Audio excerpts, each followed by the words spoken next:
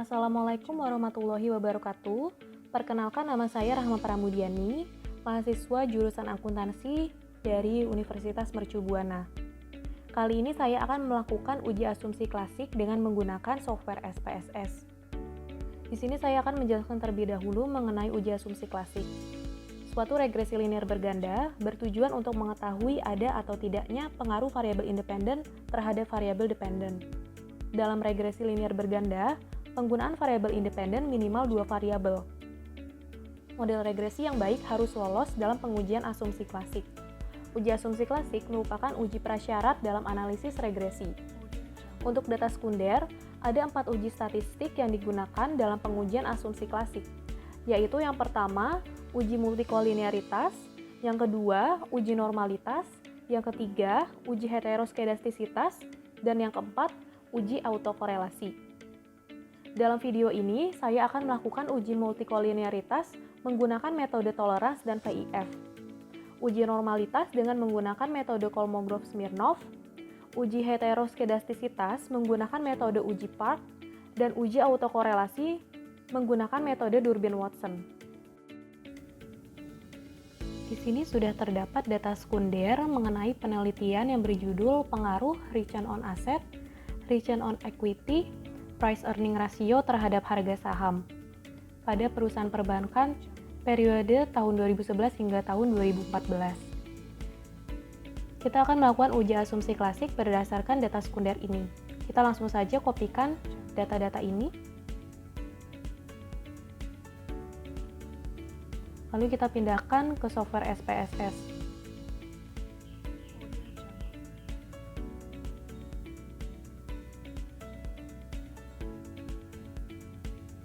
Kita klik variabel view dan kita ganti nama variabelnya sebagai X1, X2, X3, dan Y. Untuk label namanya kita berikan X1 sebagai ROA, X2 ROE, X3 PER, dan Y adalah harga saham. Di sini untuk kolom desimal kita beri 2 untuk X1, X2, X3 karena terdapat 2 angka di belakang koma. Untuk variabel Y kita berikan desimalnya adalah 0. Lalu kita kembali ke data view. Di sini untuk nilai-nilai dari setiap variabel sudah sesuai. Lalu sekarang kita akan melakukan uji analisis multikolinearitas. Pertama, klik Analyze, lalu klik Regression, dan Linear. Di sini kita akan pindahkan harga saham ke dalam kolom dependent. Variabel X kita pindahkan ke dalam kolom independent. Lalu klik Statistik, dan centang pada Collinearity Diagnostic dan Durbin-Watson. Ini adalah untuk uji autokorelasi. Lalu klik Continue, pilih Save, lalu centang pada Unstandardized Residuals. Lalu klik Continue, pilih OK. Di sini sudah muncul hasil output dari uji multikolinearitas dan Durbin-Watson atau uji autokorelasi. Di sini kita buka dulu untuk notnya. Pada uji multikolinearitas, kriteria pengujiannya adalah jika nilai tolerans lebih dari 0,100 dan VIF kurang dari 10, maka berkesimpulan tidak terjadi gejala multikolinearitas. Di sini kita bisa lihat bahwa nilai ROA pada nilai tolerans lebih dari 0,100. Variabel ROE dan juga PER juga menunjukkan hasil lebih dari 0,100. Untuk VIF, nilai ROA, ROE, dan PER juga kurang dari 10. Maka dapat disimpulkan bahwa data ini tidak terjadi gejala multikolinearitas. Untuk uji autokorelasi, di sini kita bisa lihat bahwa Durbin-Watson menunjukkan angka 1,669. Kriteria untuk pengujian autokorelasi adalah nilai DU kurang dari nilai Durbin-Watson, lalu kurang dari 4 dikurang nilai DU. Maka data bisa disimpulkan tidak terjadi autokorelasi. Di sini kita lihat dulu untuk nilai DU, kita buka pada tabel Durbin-Watson. Di sini kita lihat K ini menunjukkan variabel independen, di mana variabel independen kita adalah 3. Dan jumlah dari data tersebut adalah 32. Maka di sini dapat dilihat bahwa nilai DU adalah 1,6505. Kita ketikkan saja.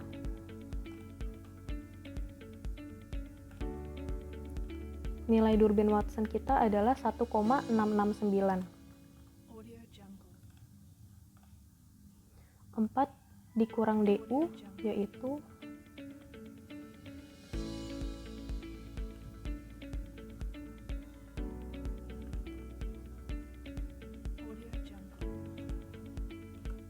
2,3495.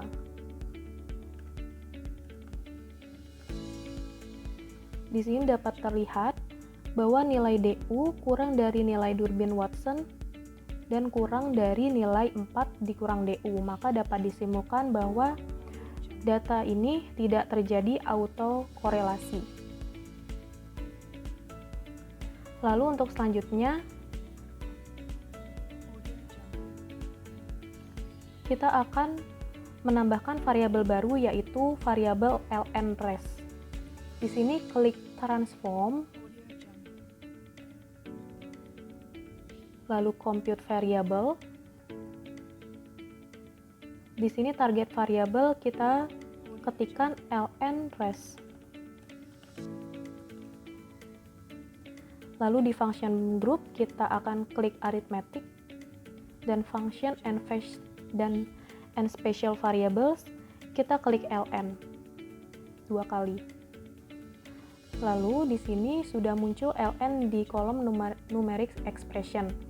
Lalu kita pindahkan unstandardized residual ke dalam numeric expression. Pilih simbol bintang sebagai tanda perkalian. Lalu kita masukkan unstandardized residuals kembali ke dalam numeric expression.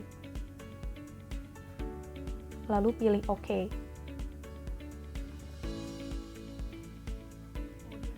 Di sini sudah muncul variabel ln_res. Lalu kita akan melakukan uji normalitas.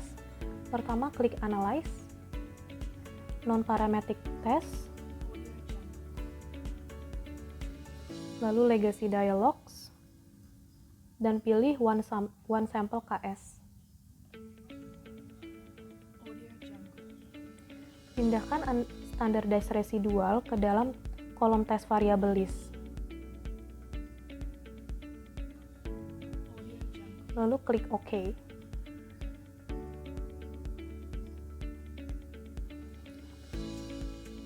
Nah, di sini sudah muncul. Untuk uji normalitas, kita fokus pada asim seek to tail. Di sini menunjukkan angka 0,200. Kita buka notnya kembali. Di sini untuk uji normalitas, kriteria pengujiannya adalah jika nilai asim seek to tail lebih besar dari 0,05, maka berkesimpulan data berdistribusi normal. Di sini untuk asim seek to tail-nya kita mendapatkan angka 0,200. Maka dapat disimpulkan di mana data tersebut lebih besar dari 0,05 dan data berdistribusi normal. Lalu kita akan melanjutkan untuk uji heteroskedastisitas.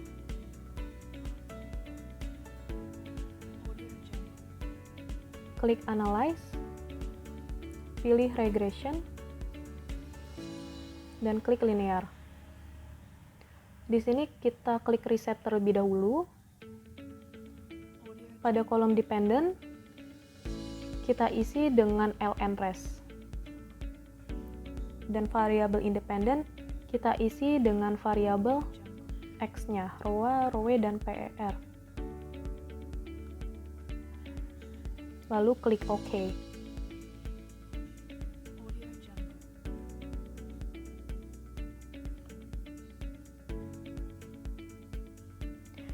Di sini sudah muncul untuk hasil output dari uji heteroskedastisitas. Kita buka dulu untuk notnya.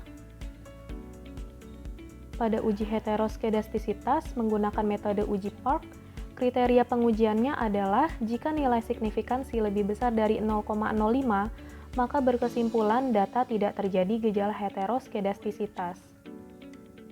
Di sini kita bisa lihat bahwa variabel ρ, dan PER menunjukkan nilai signifikansi lebih besar dari 0,05. Di sini ρ mendapatkan nilai sebesar 0,671, ρ 0,333, dan PER 0,825.